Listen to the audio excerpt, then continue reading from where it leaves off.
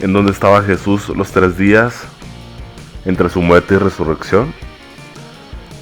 En la Biblia nos dice en 1 de Pedro 3, 18-19, declara, porque también Cristo padeció una sola vez por los pecados, el justo por los injustos, a llevarnos a Dios, siendo a la verdad muerto en la carne, pero vivificado en espíritu, en el cual también fue y predicó a los espíritus encarcelados.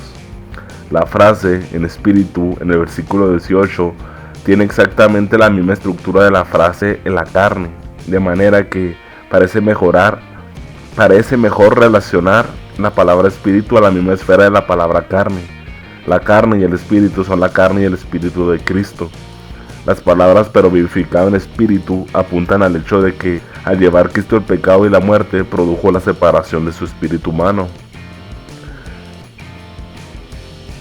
Mateo 27:46. El contraste es entre la carne y el espíritu, como dice Mateo 27:41 y Romanos 1:3-4, y no entre la carne de Cristo y el Espíritu Santo.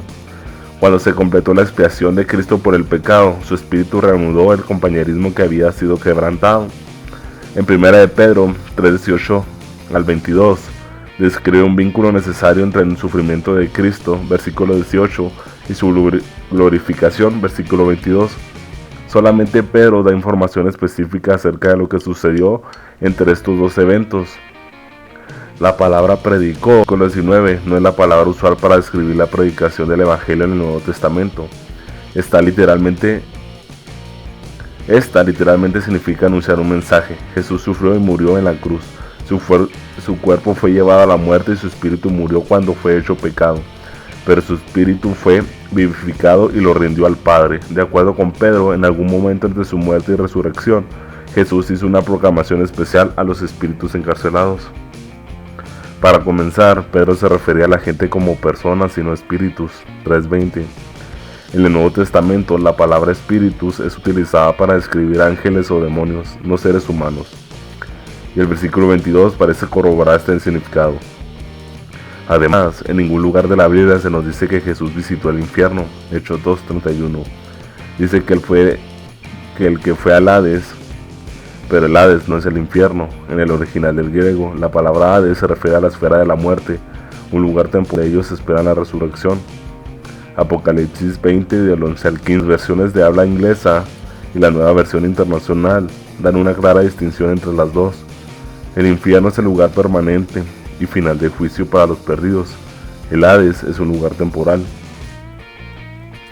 Nuestro Señor rindió su espíritu al Padre, murió en algún momento entre la muerte y la resurrección.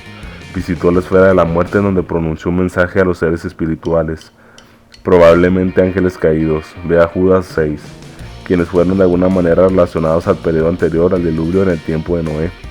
El versículo 20 pone esto en claro. Pedro no nos dijo lo que proclamó a estos espíritus encarcelados, pero esto no podía ser un mensaje de redención, debido a que los ángeles no pueden ser salvos.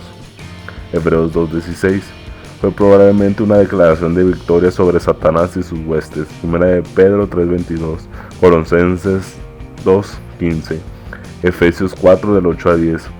También parece indicar que Cristo fue al paraíso, Lucas 16:20 y Lucas 23:43.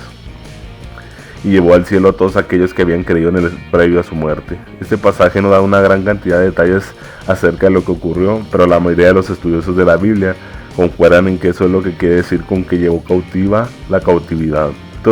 Todo eso para decir que la Biblia no es enteramente clara acerca de lo que Jesús hizo exactamente los 3 días entre su muerte y su resurrección. Parece, no obstante, que él estaba predicando victoria sobre los ángeles caídos o los no creyentes. Lo que podemos saber con seguridad es que Jesús no está dando a la gente una segunda oportunidad para la salvación. La Biblia nos dice que nosotros nos vamos a enfrentar al juicio después de la muerte. Hebreos 9:27, segunda oportunidad. En realidad, no hay una respuesta clara definitiva para lo que Jesús estaba haciendo en el tiempo entre su muerte y su resurrección.